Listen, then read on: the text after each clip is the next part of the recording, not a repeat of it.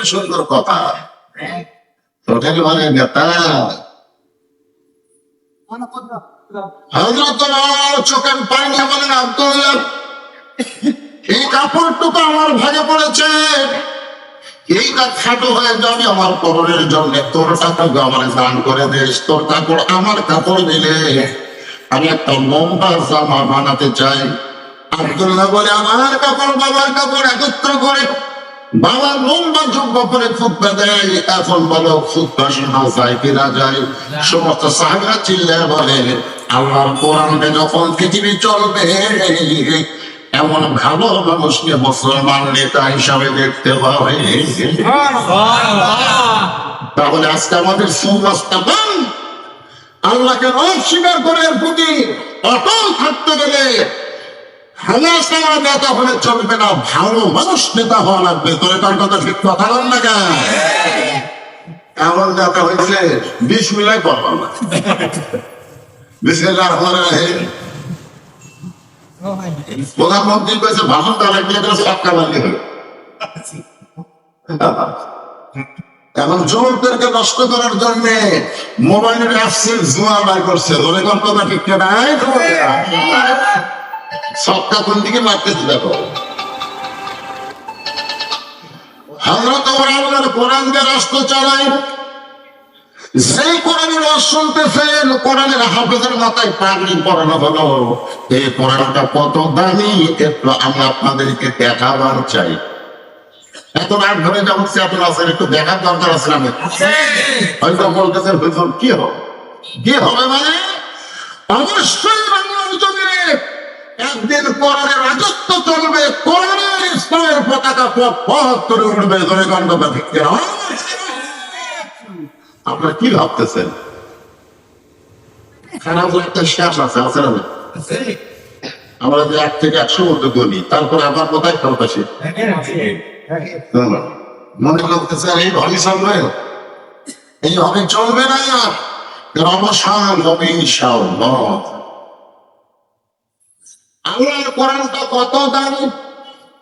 কোরআন দেখতে কেমন? হযরত ওমর ছদ্মবেশে মদিনার অলিগলি ঘর থেকে দেখতে পায় যে পাহাড়ের মাঝখানে একটা গিরিপথ। ওই গিরিপথের ভিতরে একটা সুন্দরী মেয়ে ধীর গতিতে হেঁটে হেঁটে চলতেছে। মেয়েটার সামনেও কোনো মানুষ নাই, পিছনেও কোনো মানুষ নাই। দুই পাহাড়ের মাঝখানকে বলা হয় গিরিপথ। যারা বলেন কি পথ? ওই গিরিপথের ভিতরে একটা সুন্দরী মেয়ে ধীর গতিতে হেঁটে হেঁটে চলতেছে। আমার মা বোনেরা পদ্মার অন্তরাল আছে না? আপনার মনে হতো এইবারে রমজানের শেষের দিকে মার্কেটে পুরুষের ভিড় বেশি না মেয়ে মানুষের ভিড় বেশি? আপনাদের নাটকের খবরটা আমি জানি না। আমাদের বউরার খবর হলো, এক বাবা আর সন্তানকে নিয়ে আমার বেলকনির সামনে এরকম ছোট বাচ্চা 6-7 বছর বয়স, 6-7 মাস করে নিয়ে বাবু তো করতেছে। আর হাতে একটা দুধের ফিল্টার আছে, যখনই কারণটা তখন মুখ দেয় দল দল করে উগলে বের করে দেয়। আমি বলে এই পাগল, তুই তোর সন্তানের কান্না থামাতে পারবি না। বলে হুজুর আমি সন্তানের বাবা। যতই বাবা হোক, বাবা আনন্দে মাতিয়া সাগরে ভাসাইয়া সেইকে চলে যায়, খবর লাগে না। ঠিক না বলো? নতুন ঘরে আয়ু করে কত যতন করে, 10 মাস পরে পায় প্রসবের বেদনা। এমন দরদি ভাবে কেউ হবে না আমার মা গো। আমি তোমার মায়ের কাছে নিয়ে যাবো, যতই চেষ্টা কর কান্না থামবে না। ও তখন বলে হুজুর আর মা তো নাই। কবে মারা গেছে? মা মার্কেট করতে গেছে। আমি তখন কেন? বলে আমার কোনো জিনিস আমার বইয়ের পছন্দ হয় না, যেটা কিনা দেয় সেটাই কয় অর্ডার না। আজকে সে নিজেই মার্কেট করতে গেছে। আমি কোনো বাচ্চাকে সঙ্গে করে নিয়ে দিতে হতো। আপনি তো মার্কেটের খবর জানেন না, মার্কেটে এত ভিড় খেলায় হয় বাচ্চা দুধু মরা যায়। এই জন্য আমার গিয়ে গেছে, তুমি একটু বাচ্চা সামলাও, এই যে দুধের ফিল্টার আসবে তখনই কাজের মুখে ধরে না খাইতে না। কিন্তু থামতেছে। আমি বললাম মার্কেটে ভিড় তোমার বাচ্চা মরবে, এটা তোমার বিশ্বাস হয়? 100 বার বিশ্বাস। তাহলে ভিড়ের ঠেলায় যদি বাচ্চা মরে, ভিড়ের ঠেলায় তোমার বইয়ের খবর কি? এই চিন্তা ঝাড়তে আগে বলেন আরে গানের গান বেশ খালি বাড়িতে থাকে দৌড়ে মার্কেট পাঠিয়ে দেয় আর যাই হয়তো এরা পুরুষ মানুষ না ধরে দল কথা ঠিক না আল্লাহ কোরআনে আইন করেছেন فقرنا ببيوتكم ولا تبرجنا تبرج الجاهلية الأولى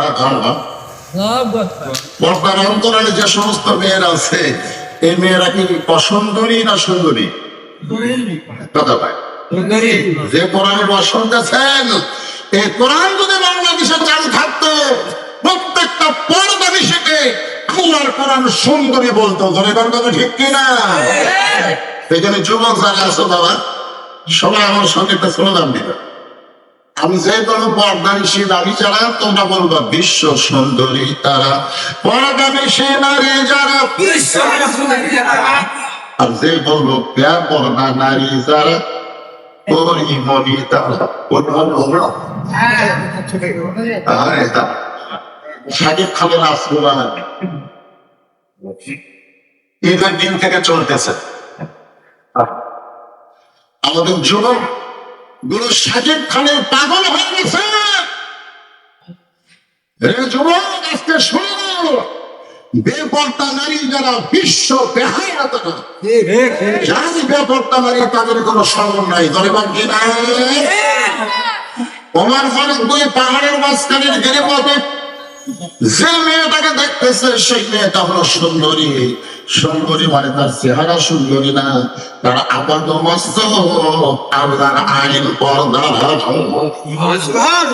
ওমর ফারুক মেয়েটার নিকটে গিয়ে সালাম দিয়ে বলেন মা মাগো এই নির্জন পথে তুমি একা একা চলতেছ তোমার অন্তরে কোনো ভয় ডর নাই একা একা চলতেছ তোমার সামনেও তো